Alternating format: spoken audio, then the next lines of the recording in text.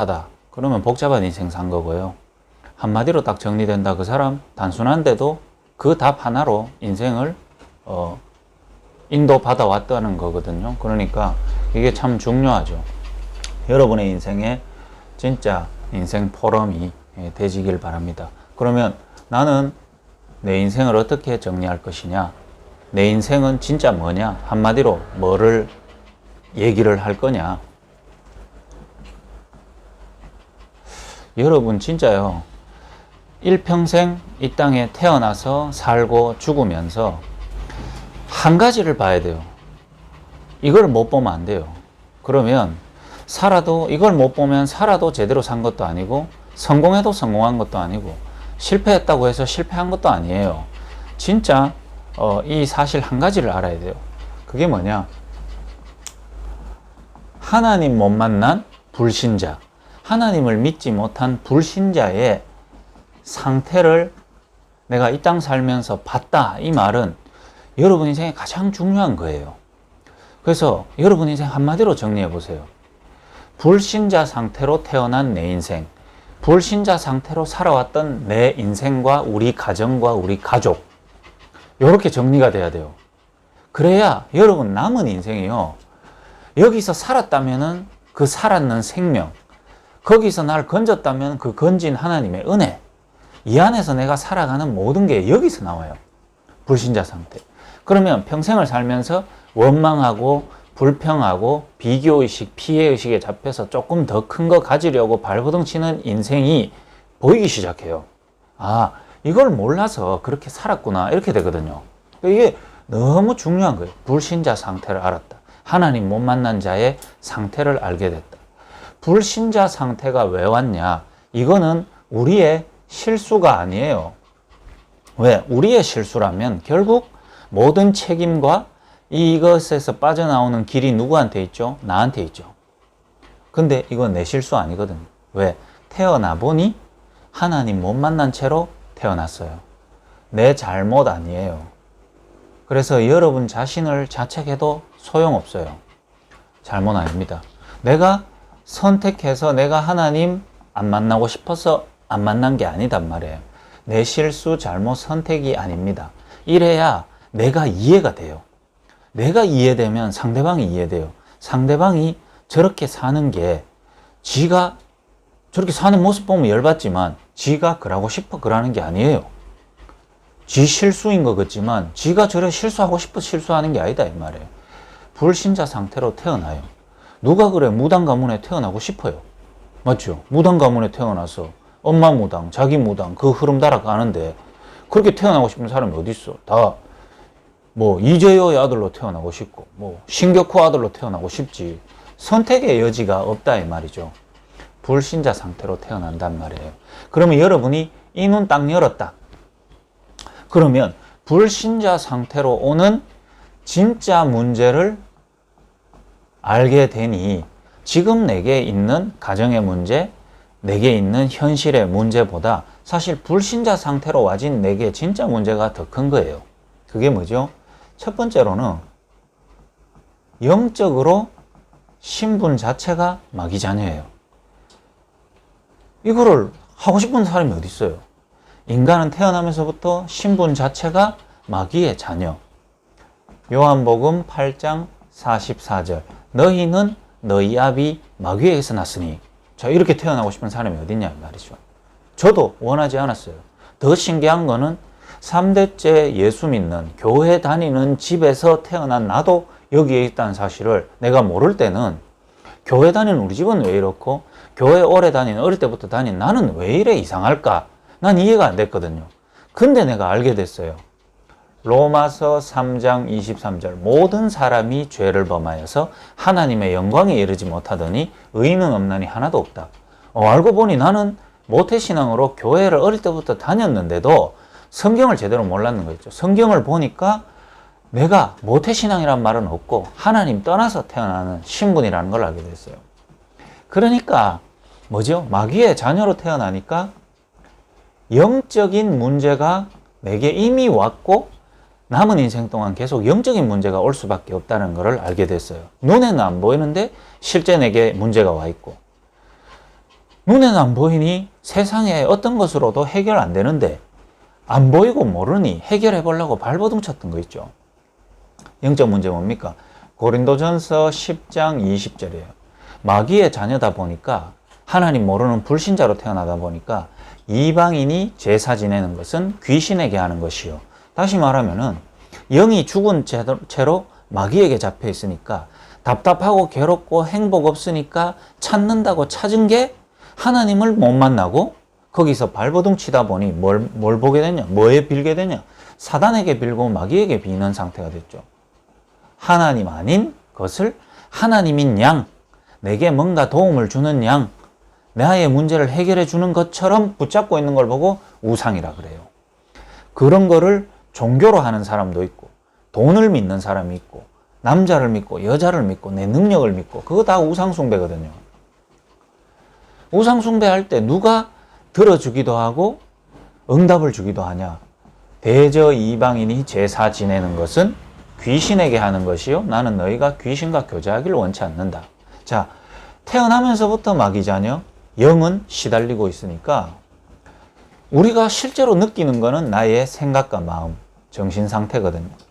정신적으로 문제가 계속 오는 거죠. 정신적으로 답답해요. 다시 말하면은 마태복음 11장 28절에 수고하고 무거운 짐, 이 짐이 어디서 왔겠어요? 마귀에게 잡혀있죠. 영적으로 고통 오죠.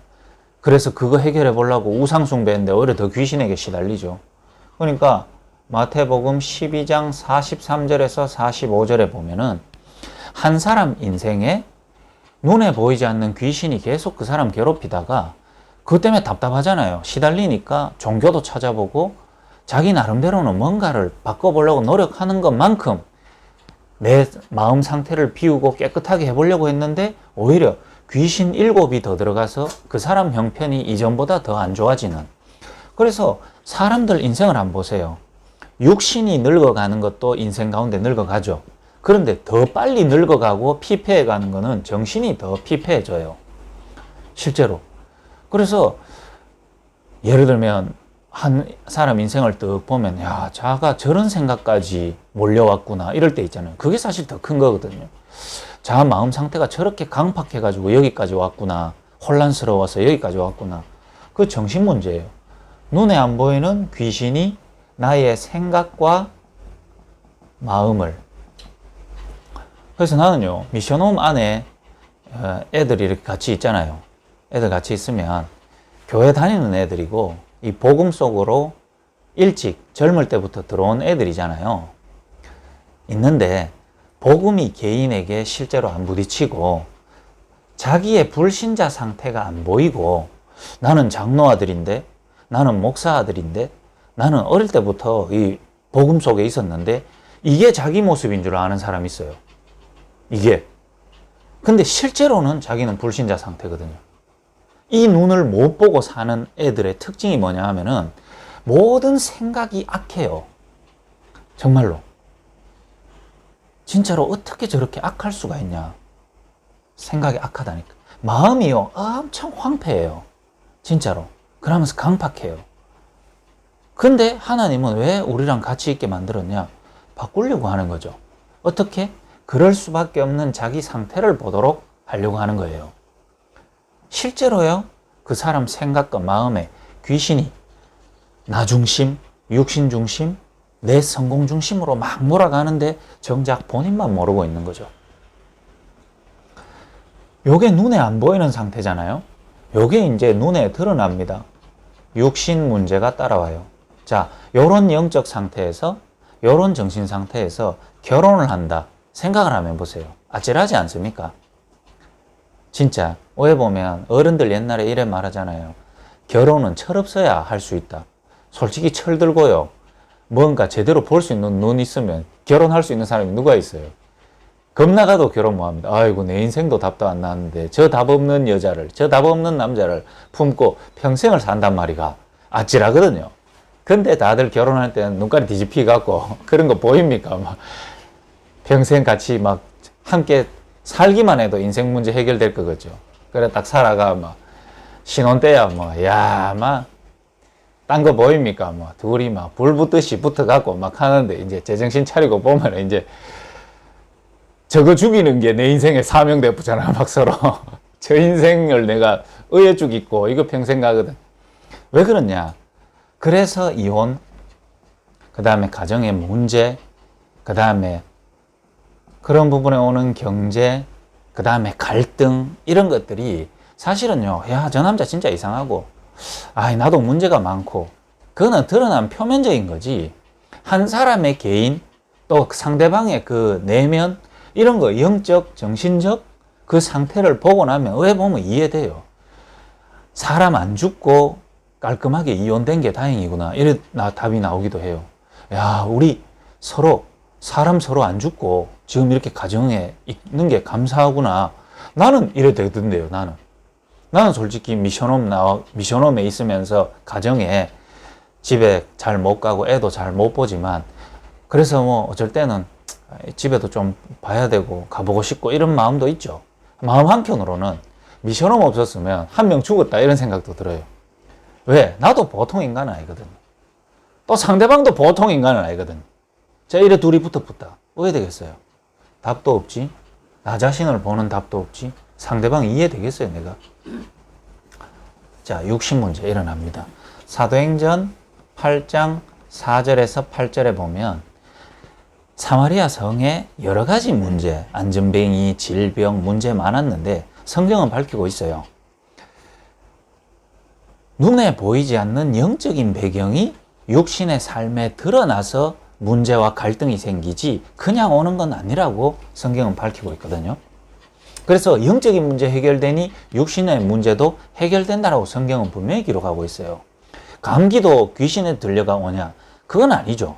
그건 아닌데 한 사람 인생에 중대한 질병으로 갈 수밖에 없는 오래된 배경은 반드시 영적인 배경이 있다는 거죠.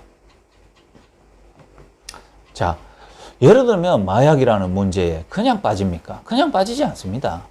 가정 배경이 있죠. 성장 배경이 있죠. 오래된 그 개인의 정신 문제 있죠. 그런데 그 넘어 그 생각과 마음을 붙잡고 중독 문제로 마약 문제로 끌고 가는 영적인 배경이 있다는 사실을 어느 누구도 말을 안 해주니 사람을 모르고 있는 거예요. 그래서 중독 문제는 언제 끝나냐? 언제 끝나죠? 생각 고쳐 먹는다고 끝나는 게 아니에요. 그 가정 형편, 환경 바꾼다고 되는 게 아니거든요. 빵을 열심히 만들면 그러면 되냐? 중독에 대한 열망을 빵으로 대체하면 되냐? 말도 안 되는 소리죠. 중독의 열망 어느 정도가 되길래 빵으로 대체가 되냐 말이에요. 안 돼요. 안 됩니다. 자, 언제 바뀌냐? 영적인 상태가 바뀌고 영적 힘이 바뀌고 영적 배경이 바뀌어야 그 사람 생각과 마음이 이제 영적인 힘을 얻을 수 있어야 육신적으로 바뀐다는 말이죠. 이렇게 완벽하게 한 개인의 근본 문제와 숨겨진 문제와 드러난 문제를 얘기하는 성경의 이 복음을 말해주는 데가 어디 있습니까? 교회가 지금 이런 얘기를 해줍니까? 말을 하지 않거든요. 왜? 불신자 상태를 잘 몰라요. 큰 교회 만들어 놓고 성도들 그냥 오거든요. 교회 큰 거 만들어 보세요. 성도들 그냥 와요. 성도들 그냥 와서 목사님 설교 은혜 되고 좋으면 계속 다니고요. 목사님 설교 안 좋고 교회 사람들 내 신경 안 써주면 교회 안 가거든요. 자, 그런 가운데 목사님이 이런 얘기 잘 못해요. 왜? 그 목사님이 현장을 알까요? 그 목사님이 지금 중독 문제 가운데 있는 한 가정과 한 개인이 지금 어떻게 시달리고 있는지를 진짜 알까요? 모르죠. 누가 보이죠? 3,000명 앉아있는 사람이 보인단 말이에요. 그럼 3,000명 앉아있으면 어떤 사람이 와 있을까요? 대학 교수, 의사, 박사들 앉아있는데. 그럼 뭔 얘기 해야 되겠어요? 그 사람 입장에 맞는 얘기를 해야 된단 말이에요. 그래서 이제 내 어릴 때 교회, 동신교회, 저기 담임 목사님 바뀌거든요. 20년 사역하고. 저기 목사님이 총신대학교 교수였어요. 근데 2000년도에 담임 목사로 5대 목사로 들어왔어요. 제가 있을 때가 한 3대 목사인가 2대 목사 있을 때 그 목사님이 20년 사역하고 이제 한국 외대 나오고 그 다음에 미국의 무슨 대학에 박사 마치고 아프리카 선교 나간 40세, 내보다 한 살 많은 목사가 이제 6대 목사로 들어와요. 그러면 한 20년 하겠죠. 엄청 똑똑하더라고요. 설교하는데 제목이 뭐냐? 포스트 모더니즘과 신앙의 뭐 그거? 이 강은 뭐더라? 이 강은 상대주의와 절대주의 뭐 이러면서 달 아프겠더라. 내가 그 철학 시간 때 배우던 건데. 그래, 포스트 모더니즘 해가 중독 가운데 시달리는 나오면 의아하겠단 말인데. 왜 그럴까요? 거기에 교회 홈페이지 들어가보면 장로 명단이 있습니다. 저런 큰 교회는 장로 아무나 완성하거든. 첫 번째 장로가 박정윤이라고, 그분이 영남대 경영학과 학과장 교수예요. 거기 내가 박사과정 할 때 내가 모셨던 분인데, 그런 사람들이 장로로 쭉 있어요. 내가 아는 사람이 그 한 사람이지 다른 사람들은 무슨 일을 하겠어요? 동네 뭐 세탁소하고 있는 사람 장로로 세우겠어요? 그렇지 않거든요. 그 말은 똑똑한 사람이 나쁘다. 사람들이 이게 뭐 우리 말대로 어렵고 힘든 사람을 아냐 이런 차원의 상처 속에 빠져서 하는 얘기가 아니라, 실제로 교수이자 또 뭐 의사든지 또 무너진 사람이든지 이 사실을 보는 눈이 잘 없어요. 그러니 이걸 못 보면 이런 얘기가 안 나간다니까요. 성경에 있는 얘기 중에 좋은 얘기 나가죠. 왜? 좋다고 생각하고 있는 사람이 앉아서 배워서 뭔가 필요한 게 내가 충족시켜줘야 되는 사람이 앉아있다고 생각하니 이런 말이 나가겠어요?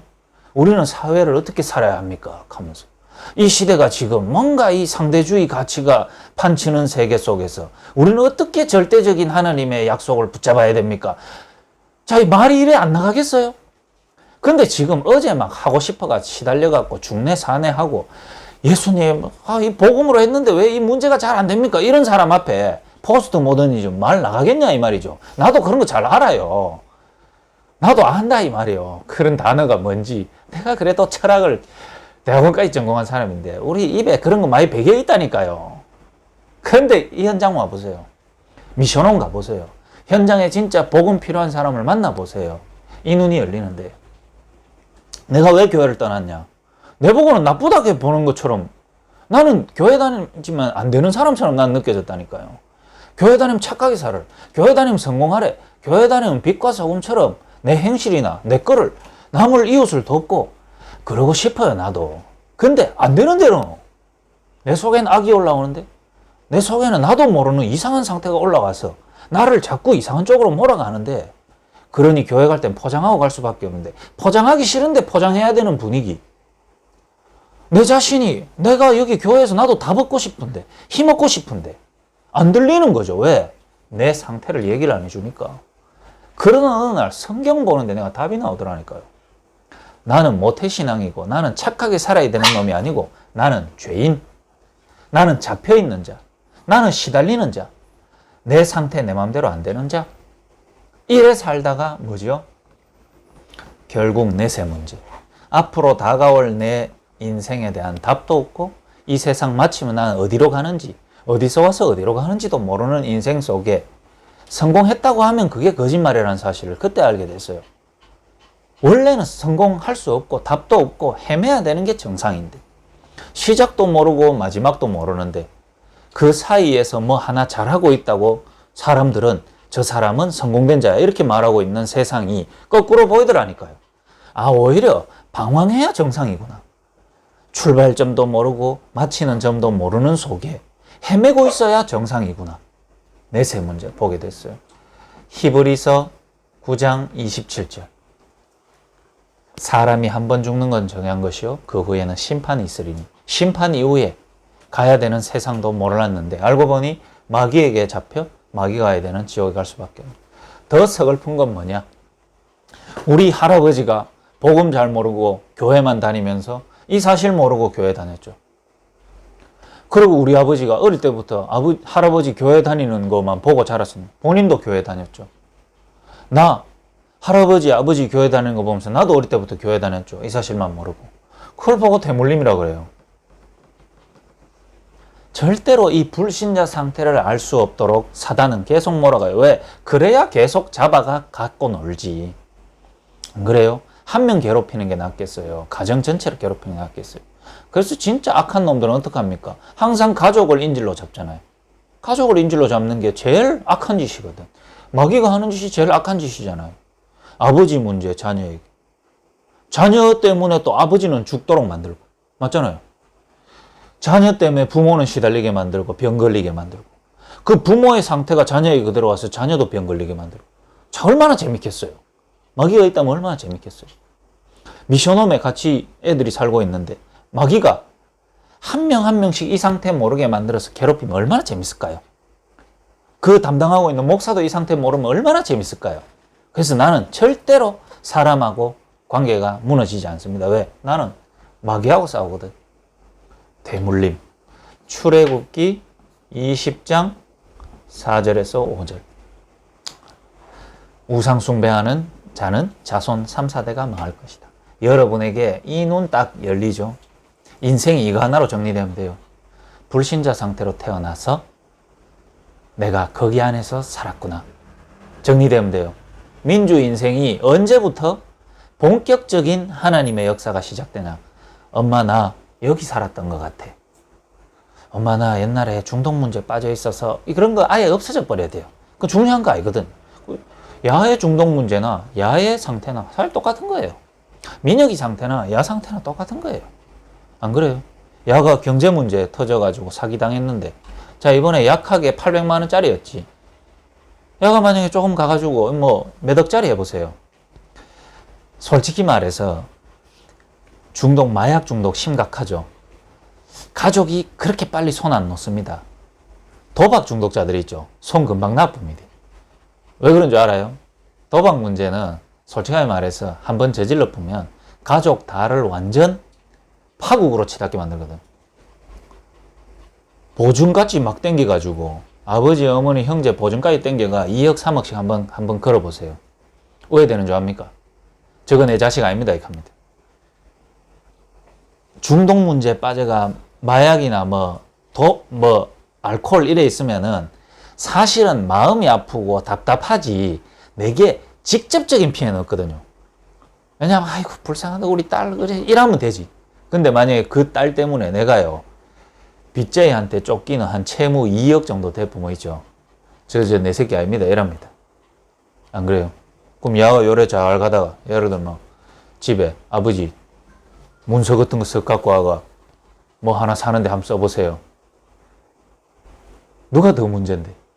그러니까 사실은요 이 상태 보면 똑같은 거예요. 그래서 정리가 하나가 딱 돼야 돼요. 나 하나님 떠나서 마귀의 자녀로 시달리며 지옥 갈 수밖에 없고 이 대물림이 내려갈 수밖에 없는 불신자 상태로 살았구나. 이 한 가지로 정리해야 됩니다. 여러분 인생. 알겠죠? 왜? 왜 그러면 그렇게 정리해야 되냐? 그래야 여기서 내가 어떻게 빠져나올 것인가를 찾고 빠져나오는 인생이 되죠. 돈도 벌어야 되고 취업도 해야 되고 결혼도 해야 되고 그래 맞아요. 일단 여기서 빠져나오고 돈도 벌고 여기서 빠져나오고 결혼도 하고 해야 되잖아요. 그럼 인생이 그렇게 정리가 된다. 내가 빠져나와 보니 다른 사람이 그 속에 빠져있는 게 그때부터 보일 거 아닙니까?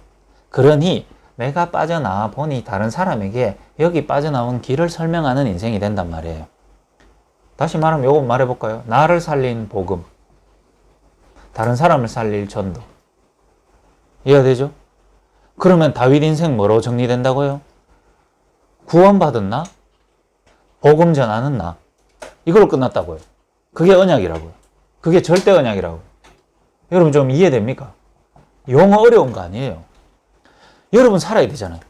여러분이 어느 날 정신 차려보니 여러분이 늪에 빠졌어요. 그거 하나 알게 됐을 때 늪에 빠져가 점점 깊이 들어가고 있는데 여러분이 이 제빵학원 어떻게 해야 되죠? 실기시험 어떻게 붙어야 되죠? 운전면허 어떻게 해야 되죠? 질문되어진다는 것 자체가 늪에 빠졌다는 걸 모르는 거잖아요. 자, 빠진 걸 알았어. 그럼 모든 관심이 뭐예요? 나 어떡하지? 이래 안 되겠어요? 그럴 때 줄이 딱 보여요. 잡았어요. 끄집어 나왔어요. 그게 여러분 인생 돼야 된다고. 복음. 누가 날 건졌냐? 누가 나를 이 사망의 곳에서 나를 건졌냐?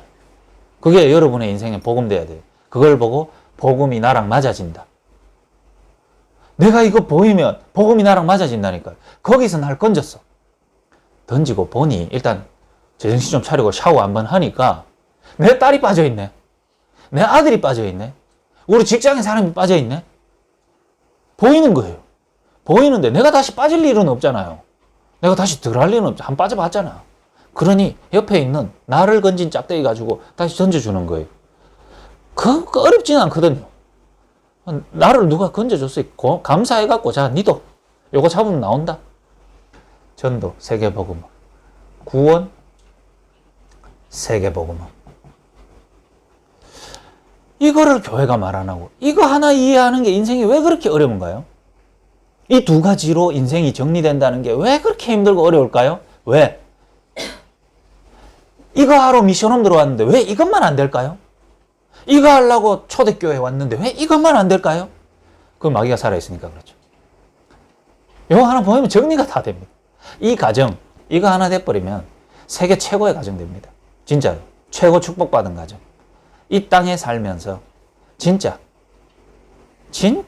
여러분 가정은 최고의 축복의 가정 되는데 그게 잘 안 되죠. 왜? 어려워서 그렇냐? 고행이 필요하냐? 아닙니다. 깨달으면 되는데 마귀가 우는 사자처럼 이거 하나만 바르게 단순하게 쉽고 내 걸로 만들게 방해를 하는 것이 사단의 역할이고, 그래서 여러분이 필요한 거는 이 가치를 알고 이거 되기를 원한다는 중심을 가지고 하나님께 기도하면 되죠. 한 가지만 기도하면 된단 말이에요.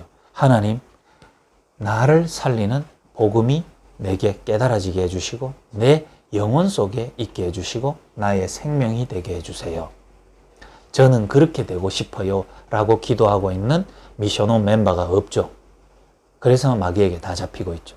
그 가운데서 한 명이 미션홈에서 하나님, 나는 복음으로 살고 싶습니다. 기도하는 그 순간에 다 잡혀 있는데 그 기도하고 있는 한 명을 하나님은 불꽃 같은 눈동자로 보고 있으면서 그에게 이게 맞아지도록 해주죠. 그럼 가만히 있으면 돼요. 하나님이 세계 복음화 전도의 중요한 사람으로 가만히 있어도 바꿔나간다. 제가 우리 가정 형편과 어려움 속에 내가 이 기도 다 하고 있을 때 하나님이 나를 다 알고 있었다니까. 내가 전도하고 세계 복음화하는 목사 되려고 않겠고 하나님은 당연히 그 속에 있게 하신단 말이에요. 저는 민주가 이 흐름 속에 있다고 확신합니다. 저는 서영수 성도님 이 자리에 있다고 생각합니다. 규리 성도가 이 자리에 있다고 생각해요. 우리 미션홈 안에 이 흐름으로 들어가기 위해 하나님이 이 렘넌트 때부터 불렀다고 생각해요. 이 무색무취 이거 민혁이가 어느 날 이게 저 혼란스러운 스케치북에 이게 기록되면 끝나요. 절대 언약. 알겠죠? 그래서 한 가지로 정리된단 말이 그 말이에요. 불신자 상태 보이면 딴 생각 안 듭니다. 그럼 그거 있는 나 어떡할 거야? 그 안에서 내가 살면 다른 사람이 보여요. 그래서 어떻게 되죠? 그리스도란 나를 늪 속에서 건져주신 하나님의 손길, 방법, 그리스도. 그런데 하필 이 질문을 하지도 못하고 빠져주고 있는 사람이 많은데 왜 하필 납니까? 이런 질문도 돼요. 왜 하필 나예요? 왜 하필 날 건져주셨어요? 어쩔 때는 내가 너무나 받은 은혜가요. 너무 감사해가지고 하나님 앞에 한번 따져보기도 했어요. 왜 하필 나예요? 왜 나예요? 왜 가만히 있는데? 요청도 안 했는데? 왜 날 찾아왔어요? 여러분 그래야 돼야 돼요. 하나님 앞에 뭔가 자꾸 왜 안 돼요? 왜 나는 계속 똑같은 문제가? 아직 여러분 은혜를 잘 모르는 거예요. 왜 여러분입니까? 왜 여러분 가정이에요? 수많은 중독 가정이 많은데 그 중독 문제로 이런저런 답을 찾아서 살아가고 있는 사람 수많이 있는데 왜 하필 여러분인가요? 앞으로 뭐 서울시장 대통령까지도 나올 줄 모르는 홍정욱이 딸도 마약 계속하다가 마약 반입하다가 걸렸는데 아버지 국회의원이기 때문에 풀려났는데 여러분 그 모습 보면서 이씨 있는 놈은 다 피해가고 우리만 손해보고 어려움 당한다. 말도 안 되죠. 여러분 오히려요 홍정욱 가정과 딸을 불쌍히 여겨야 돼요. 저 있는 것 때문에 전도자를 만나서 복음을 못 들으니 얼마나 안타깝냐. 우리처럼 없고 힘도 없는 우리가 이 중독 문제로 몰려 가다가 교육받으러 갔는 곳에 복음 가진 전도자를 하나님이 탁 보내서 복음 듣게 하셨고, 하나님 하필 왜 납니까? 왜 우리 가정입니까? 왜 우리 딸에게 이런 문제를 허락하심과 동시에 하나님의 그리스도가 부딪히게 하셨습니까? 이렇게 돼야 돼요. 참 인생 하나가 어메이징한 인생, 은혜가 넘쳐나는 인생. 저는 평생 그거 하려고. 죽을 때도. 나 죽을 때 딱 가족들, 제자들 만약에 딱 있으면 찬양 좀 불러주세요. 이거 찬양 팍 하고 죽기 전에 성가대 이런 거 딱 해가 하늘 가는 밝은 길이 쫙 하고 죽기 전에 하나님 갑니다. 감사합니다. 저를 건져주셔서 나를 살리고 세계복음화에 사용해 주시고 이 많은 제가 제 인생을 통해 복음 증거되고 복음 받은 많은 영혼들과 함께 천국에서 만날 생각하니 너무 기뻐서 하나님께 갑니다 할 때 그때 민주가요 독창 팍 하고 민혁이 막 목사님 좀 이따 뵙겠습니다 하면서 이런 은혜 이거 하나에서 이렇게 따라 나온단 말이에요. 바르게 한 가지 보면 돼요. 조은수 목사님이 20년 나가 전도해보면서 목회해보면서 한 가지로 정리되더라. 수많은 복음 모르는 불신자 중에 예비된 복음 받도록 예비된 한 명의 불신자 그 사람에게 복음 전했더니 그 사람이 살아나니까 교회가 세워지고 현장을 살리더라. 한마디로 맞잖아요. 불신자 상태. 그러면 조 목사님이 그 불신자 많은 사람 속에 한 명의 예비된 자를 찾으러 왜 갔겠어요? 왜 갔겠어요? 자기가 이 눈 열렸거든요. 그러니 자기가 여기서 빠져나왔잖아요. 그러니 다른 사람이 보이는 거 아니에요. 내그치 복음 모르고 평생 시달리면서 가문의 문제 속에 시달리고 있는 사람이 현장에 있다. 그런데 다는 믿지 않겠지만 내처럼 믿을 은혜 가운데 있는 사람이 있다. 그 사람에게 난 복음 전했거든. 그게 여기까지 왔잖아. 그 때문에 저도 있는 거잖아. 그 때문에 여러분도 있는 거잖아. 그러면 그때요. 이 눈 열리면 나머지는 따라오는 거예요. 뭐가 따라오는 줄 압니까? 이세의 아들 다윗이라 그랬잖아요. 이거는 눈에 보이는 나의 신분이에요. 그래서 여러분이 이 눈 열리면 여러분의 신분을 바르게 알게 돼요. 민혁이의 신분, 민주의 신분, 서영수 성도님의 신분 뭐지요? 이런 가문의 자녀입니까? 아니에요. 서영수 성도님이 잘 나갈 때는 난 디자이너의 딸이야. 못 나갈 때는 뭔데요? 가정주부의 딸이에요. 그게 여러분의 여러분 평생 이렇게 살았단 말이에요. 난 누구의 아들이고 내 입장은 어떻고 내 현실은 어떻다. 그 속에 나를 찾으려고 했는 거예요. 이거 보이면 그때부터 나의 신분이 달라져요. 어떻게 달라지냐? 나는 이 세상을 창조하시고 이 세상을 움직이시는 절대 주권자의 자녀예요. 이렇게 보세요. 그래야 뭐가 없어진 줄 압니까? 상처가 어느 날 사라져요. 원망이 사라져요. 불평이 사라져요. 여러분 속에 혹시라도 이거 남아있다? 여러분은 불신자 상태가 안 보이고 거기에서 빠져나온 나의 진짜 신분을 놓치고 있는 거예요. 왜? 저런 부모 만나서 부모님이 옛날에 이런 짓을 했기 때문에 내가 상처에 받았다고 생각을 하니까 그렇죠. 그 또한 하나님이 다 알고 계셨던 거예요. 일부러 그러셨던 거예요. 허락했던 거예요. 왜? 복음 하나가 부딪혀지기 위한 과정이었던 거죠. 원망 불평이 사라져야 돼요. 뭐로 다 바뀌어야 되냐? 감사로 바뀌어야 돼요. 하나님이 나를 부르시는 모든 하나님의 절대 주권이었구나. 그럴 때 알게 돼요.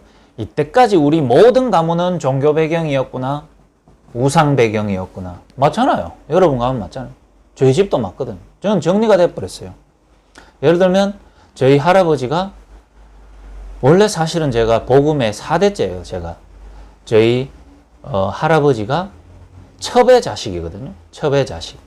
그러니까 첩 대신 그분이 아마 많이 힘들어가지고 교회를 나갔던 걸로 알고 있어요. 그러다 보니 뭐 첩의 아들이다 보니 뭐 인정도 못 받고 대접도 못 받고 많이 힘들었을 거 아니에요. 배우지도 못하고. 그래서 어릴 때부터 저희 할아버지가 교회를 나가셨어요. 그러다 보니까 아버지가 가게 됐죠. 그런데 한번 보세요. 문제와 어려움 때문에 그 당시에 뭐 한국 교회 복음이 없으니까 할머니가 하나님 그래도 교회로 들어갔죠. 그러다 보니 저희 할아버지는 정말 교회에서도 누가 봐도 저분은 참 괜찮은 분이다 이런 분이었어요. 비록 무지하고 능력 없고 돈은 없지만 참 제가 우리 할아버지를 봐도 참 괜찮은 분이요. 그런 속에 또 저희 아버지가 교회라는 걸로 들어왔죠. 그러면서 아버지가 다락방 속으로 들어왔죠. 그 가운데 내가 어릴 때 렘넌트 때부터 이 복음에 계속 영향을 받았잖아요. 그러면서 지금 제 딸이 교회라는 흐름 속에 싹 자라고 있죠. 복음의 점진적인 이 확산이 돼가는 게 보입니까? 우리 가정을 볼 때. 교회에 발만 담그고 교회라는 걸 평생 신앙생활 하는데 거기에서 갈등하고 그 다음에 교회 생활을 하면서 이 복음을 만나게 되고 후대가 어릴 때부터 복음에서 자라나게 되고 이제는 태어나면서부터 이 복음에서 복음이 점점 확산돼 가는 게 한 가문을 봐도 보이잖아요. 그러니 저는 우리 가정 볼 때요. 내 신분을 가지고 보면 종교가 계속 무너져 가는 가문의 흐름에 있어요. 우상숭배가 점점 꺾여가는 것만큼 우리 가정에 3, 4대 내려오는 저주는 4대에서 끝인 거예요. 나는 이 확신이 있어요. 우리 가정 평생 못 배우고 시달리고 돈 하다가 힘들게 살다가 질병 가운데 빠져가 헤매는 인생이거든. 우리 가문 특징 골골 80인. 골골 그 내가 지금 그대로 와 있잖아. 근데 뭐 이상하지 않은 데가 없어. 장 이상하지 뭐 이상하지 뭐 다 있어. 그런데 그게 나를 삼키지는 못해요. 왜? 저주 끝나버렸는데 뭐. 그 저주는 종교와 우상 배경에서 왔기 때문에 배경을 바꿔버리면 돼. 그게 내 신분이에요. 내 신분. 아니면 여러분 불안해 못 삽니다. 아버지 뭔 병이 있었다. 나 어떡하지? 보험 들까? 그래서 살 수밖에 없잖아요. 그런데 뭐 내가 상관없는데 뭐. 그러면 여러분이 이래 딱 됩니다. 하나님은 내게 그리스도라는 그 답을 통해 그리스도 대신 예수님을 통해 구원받은 하나님의 자녀라는 신분이 내 거구나. 그러면 어떻게 되는 줄 압니까? 요 3가지가 하나로 딱 정리가 돼요. 성부 하나님, 성자 예수님, 성령 하나님이 나와 함께 하신다. 어떻게 함께 하시죠? 이 성령이 내 안에 내주 나하고 함께 하잖아요. 그분이 가만 안 있고 나를 인도하잖아요. 그리고 내 가정과 내 자녀에게 역사하신다. 일한다 이 말이에요. 성삼위 트리니티 하나님이 나와 함께. 성삼위 트리니티 하나님이 나를 인도. 성삼위 트리니티 하나님이 내 가정과 내 현실의 역사. 이게 하나 안에요. 성경이 다 들었어. 이번 주 주일 강단 말씀 난 들으면서요. 야, 신학교 한 3년 배우는 내용이 저 강단 주일 예배 하나 다 들어있어. 간단해. 포스트 모더니즘 뭐 그런 개소리 할 시간에 이거 하나만 알면 돼. 진짜 이거 다 들어있어. 포스트 모더니즘 때도 이 답이 필요했고 포스트 모더니즘 때도 이 답이 필요하고 여러분 뭐 앞으로 4차 산업시대 또 이거 필요해요. 인간은. 그러면 어떻게 되냐?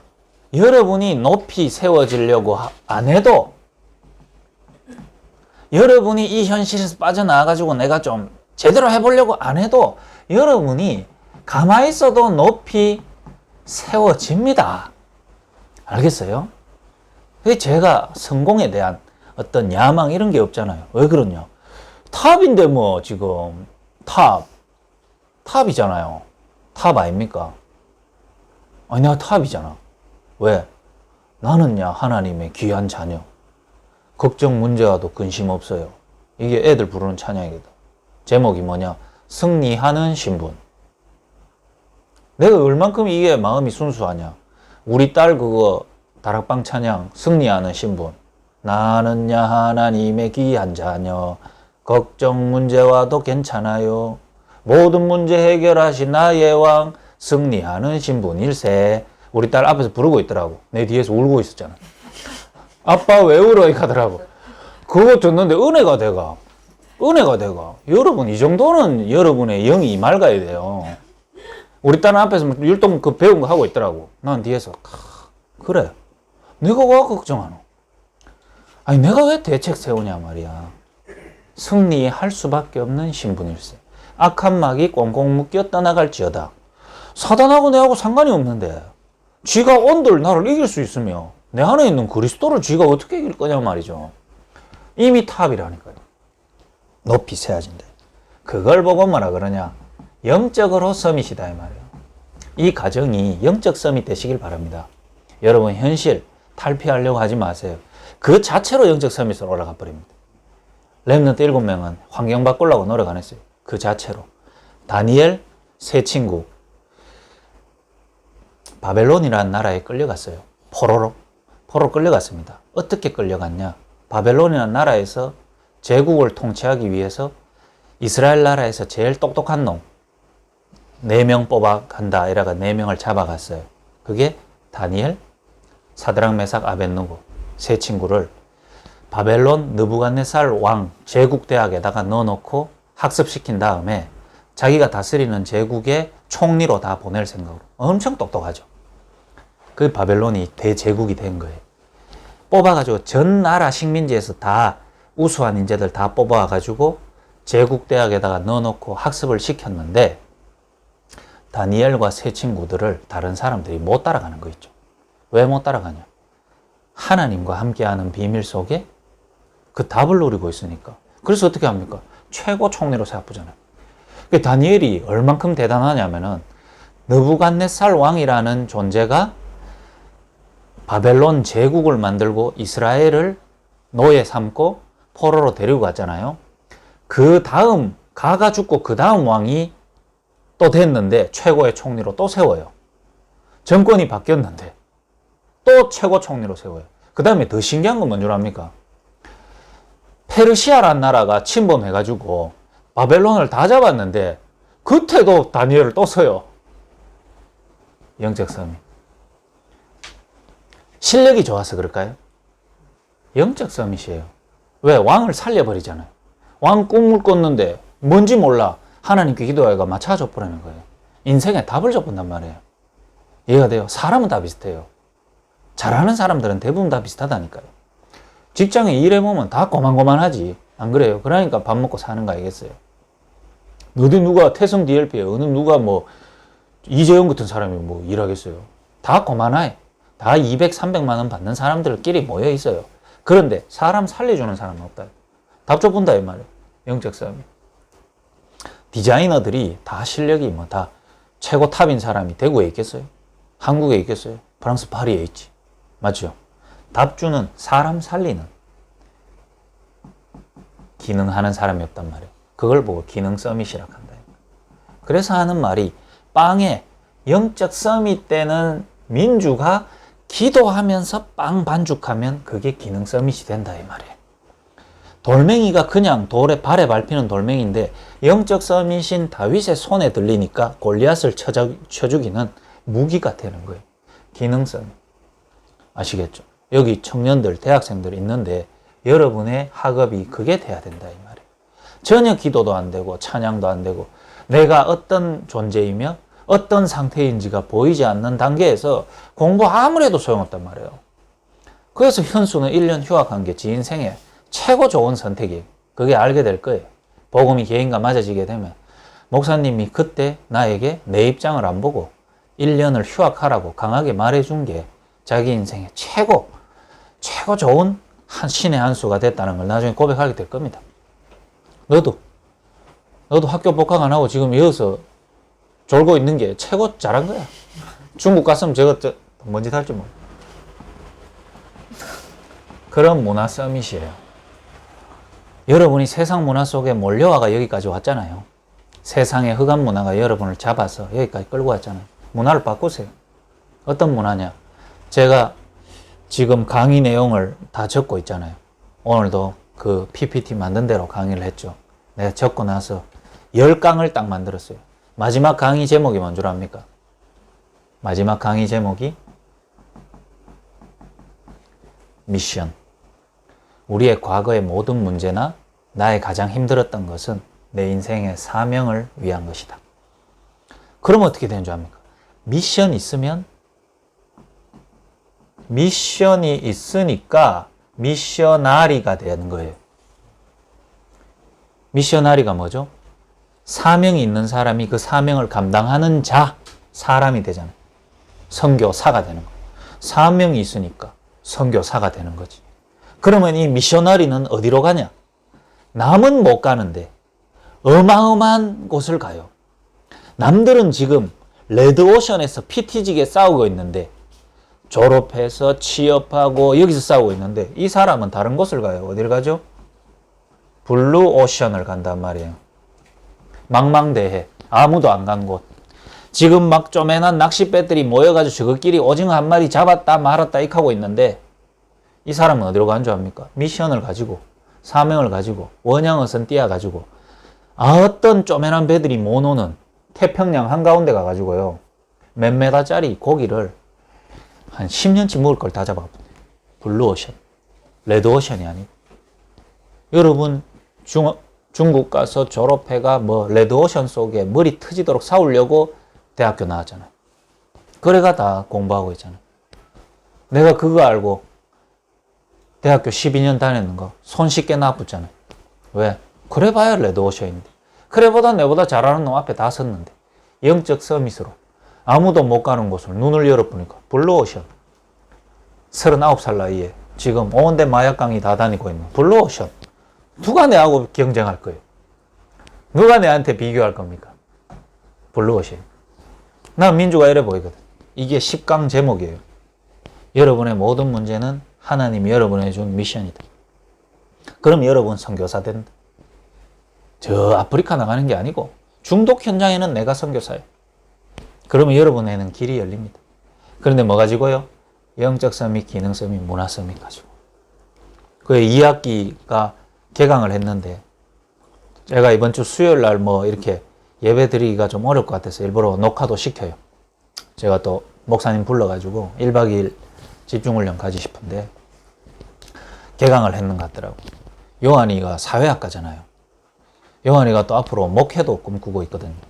그럼 내 같으면요, 사회학 공부를 진짜 재밌게, 깊이 있게, 다르게 해버립니다. 왜 그럴까요? 결국요, 사회학에 제일 중요한 거는 뭐 사회가 이렇니 저렇니 정의 내리는 것보다 제일 현안이 뭐죠? 사회 갈등이거든요. 사회 갈등. 사회 갈등은 누구랑 오죠? 개랑 고양이랑 오는 건 아니거든요. 인간과 인간, 집단과 집단, 가치관의 갈등. 맞죠? 가치와 문화의 갈등이고, 이익의 갈등 아니에요. 그 수많은 집단들 속에 일어나는 갈등. 그걸로 제대로 한번 봐보세요. 인간 군상이 보이고요. 역사가 보이고요. 교회가 보이고요. 세상이 보입니다. 그런데 뭐가 보이죠? 거기 안에서 눈에 보이는 걸 가지고 서로 간에 규율도 찾고 제도도 만들고 인식도 바꿔나가려고 하는 게 사회학인데, 그거 다 레드오션이에요. 블루오션을 못 보고 있다. 그런 학생 미셔너리가 없어요. 왜? 미션 가진 자가 없으니까. 그럼 요한이는 공부 아주 재밌게 하면 돼요. 왜? 이거 가지고 내가 취업할 거 아니니까. 사회학 가지고 왜 중간중간에 다 그만두냐? 이거 해가 무슨 취업하겠노? 이렇게 하면서 아들이 졸업을 못해요. 이거 해봤자 졸업 안 되는데 딴짓 하다가 공부도 대충 하죠. 그러면 요한이는 얼마나 좋습니까? 이미 자기에는 취업이 상관없거든. 왜? 결국 하나님이 원하시는 곳으로 가는데 하나님이 하필 내한테 사회학을 공부하게 하셨다. 영적 서밋으로 사명을 가지고 한번 봐봐요. 수많은 사회학 이론가들이 영적 문제와 영적 사실을 몰라서 이 사회를 설명하려고 기술을 다 해놨는데 중요한 게 빠져있구나. 영적 사실. 그럼 이 영적 사실을 사회학이라는 분야에서 어떻게 하면 알리고 설명할 수 있을까? 이래 되면요, 유일한 사람 돼요. 내가 성공할 수 있는 길을 다 가르쳐 주잖아요. 이거. 그래서 내가 왜 철학했는지, 내가 왜 경영학 공부했는지, 그게요, 지금 내한테는 다 답이 되거든. 이게 무기가 돼요. 그러면 여러분이 이제 기도할 수 있게 된다.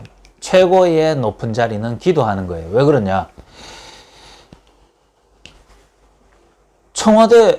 청와대에서 일하는 사람이 밖에 나와 있으면 그냥 집에 가 있으면 아버지지만 청와대에 출근해 보면 청와대 서열이 생기거든요. 우리가요, 우리의 신분을 놓치고 있으면 일반 사람이죠. 하나님하고 기도할 때는 하나님과 대화하는 사람이단 말이에요. 신분이 높아집니다. 당연히 높아지죠. 기도의 비밀을 하세요. 공부할 때도 하나님, 제게 함께 해주시고 일할 때도 하나님이라면 여러분 이미 높아져 있는 거예요. 기도 대줘 보세요. 옆에서 누가 시비 걸어도 덜 싸웁니다. 기도 안 되다가 옆에 시비 걸어보세요. 붙어보잖아요. 그러니까 여러분 수준이 여러분 낮아졌다는 거예요, 이미. 여러분 옆에 누가 시비 걸면요. 일단 기도부터 하세요. 그러면요, 여러분이 높아졌거든요. 하나님하고 내가 지금 소통하는데, 저 지금 제 주거 가운데 있는 사람하고 내가 싸우면 내가 부끄럽잖아요. 그러니 하나님께 기도하면서 하나님 왜 할까요? 놔둬야 안 되겠습니까? 이럴 때 내가 일단 회복이 탁 되죠. 같이 붙어 싸우면 같은 상태. 그러면 어떻게 되죠? 여러분 이어서 겸손이 나옵니다. 높아졌기 때문에. 내가 높아지려고 한 것도 아니죠. 하나님 내게 주신 답으로. 네, 3번이에요. 그러면 어떻게 되냐? 하나님이 야곱의 하나님. 이건 뭐냐? 치유의 하나님이라 그랬어요. 야곱같이 인본주의의 대가 머리만 맨날 쓰면서 믿음 없이 살아왔던 인생도 하나님이 책임지시고 다 고쳤는 것처럼 여러분의 인생도 치유하시겠다는 말씀입니다. 그래서 뭐부터? 영적인 치유부터 하나님은 하십니다. 그래서 여러분이 계속되는 복음의 말씀과 은혜 받는 흐름으로 계속 가는 게 정말 중요하다라고 말을 드리는 거예요. 그거 보여주게 하시려고 나는 안타깝지만 여러분보다 먼저 만난 한 가정, 한 딸, 지금 이제 구치소로 넘어갔겠죠. 그 가정에도 하나님 계획이 있다고 봐요. 그런데 그 가정과 여러분 가정을 나에게 비교해보라고 지금 이런 문제를 일으키신 것 같아요. 여러분 겁주는 게 아니고, 이 복음의 흐름과 말씀의 흐름을 따라가면서 영적으로 자꾸 바뀌어가는 것만큼 그 여자애가 경찰서 유치장에서 울면서 내한테 그 말 하더라고요. 갑자기 잠하나가 있다가 잘 모르는 아가 전화 와서 택시 타고 경산까지 가가지고 잘 모르는 아한테 마약 받고 그 여자한테 마약 찔러주고 현행범으로 잡혀서 내가 왜 유치장에 왜 있어요? 내가 왜 여기 와 있어요? 이러면서 눈물 질질 흘리더라고요. 그래서 내가 답했죠. 그게 영적 문제 아이가. 그게 영이 끌려간단 말 아이가. 네 발로 나왔냐? 네가 잡혀 나왔지. 그러면 지금이라도 생각해라. 지금이라도 내 말 들어라. 뭐? 너에게 복음 필요하다. 이번에 교도소 간다면은 제발 하나님한테 한 번만 기도해봐라. 하나님 나 살고 싶어요. 복음을 알고 싶어요. 복음이 부딪히게 해주세요. 하나님 말씀으로 날 살려주세요. 하나님 나 이제 말씀 속에 있게 해주세요. 그렇게 한번 해봐라. 가는 눈으로 눈물을 흘리지만 나는요 가슴으로 눈물을 흘렸다니. 왜? 이게 뭐예요? 왜요? 내 신분을 가지고 가를 보니 이거 하나 안 돼가지고 저 인생을 언제까지 살아야 되냐. 교도소 간 게 나쁜 게 아니고 교도소 안 가도 마귀라는 감옥에 갇혀있는 그 인생이 얼마나 안타깝습니까? 그러면 자아가 하나님이 세우실 건데 큰 사명이 있는 애인데 그거 보고 돌아오는 길에 그래 민준의 가정은 이 안에 있게 만들어야 된다. 여러분의 생각과 마음 하나님이 잡아주시고 치유하셔야 복음에 대한 감사, 은혜, 이 미션홈에 대한 감사, 은혜, 교회에 대한 감사, 은혜 이런 게 하나님이 주셔야 되지. 여러분 아랫배 바짝 진다고 해가 되는 건 아니다 이 말이에요. 그러면 하나님이 여러분의 삶도 이제 변화시키기 시작합니다. 결론입니다. 요거를 오늘 얘기했는 강단 말씀을 하나로 딱 줄이는 이미지화 시켜서 하나로 딱 줄이는 게 뭐냐? 지금 2주째 제가 정리하고 있죠. 요거라니까요. 요거.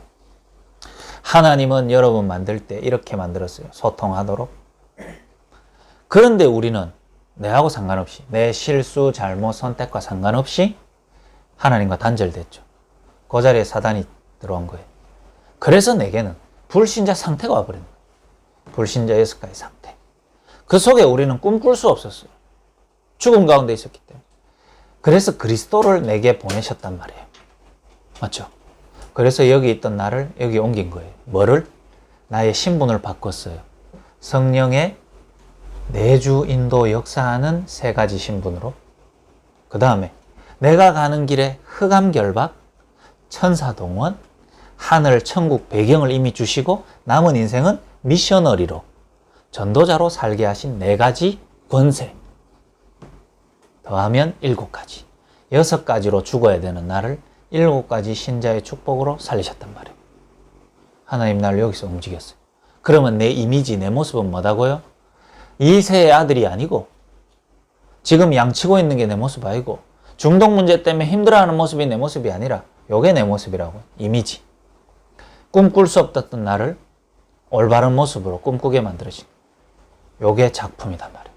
무슨 작품? 십자가. 이미지 트레이닝.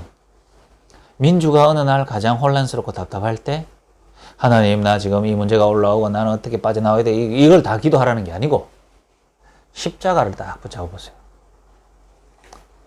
나는 하나님과 함께 해야 되는데 그걸 놓치고 내게 들어온 다른 상태 속에 내가 중독된 게 이 상태구나.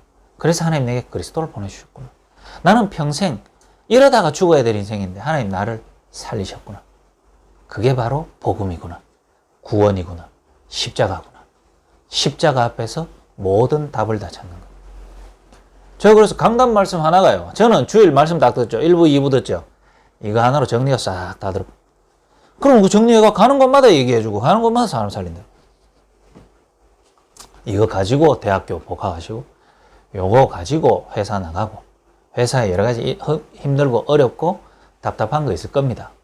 그것 때문에 여러분이 포기하지 마세요. 여러분이 결단 내리지 말고 그 안에 십자가를 딱 세우기 바랍니다. 십자가를 바라보세요. 그럼 흑암이 여 앞에서 무너져요. 여러분은 안 무서워하는데 가정에 지금 여러분 하고 공부하고 있는 모든 또 제빵 학원 가는 모든 부분에 이걸 세워야 돼요. 이거 하나가 성경 하나가 다 들어있는 거예요. 여러분이 이 가정에서 또 흩어지는 모든 곳에서 진짜 인생 포럼 되시길 바랍니다.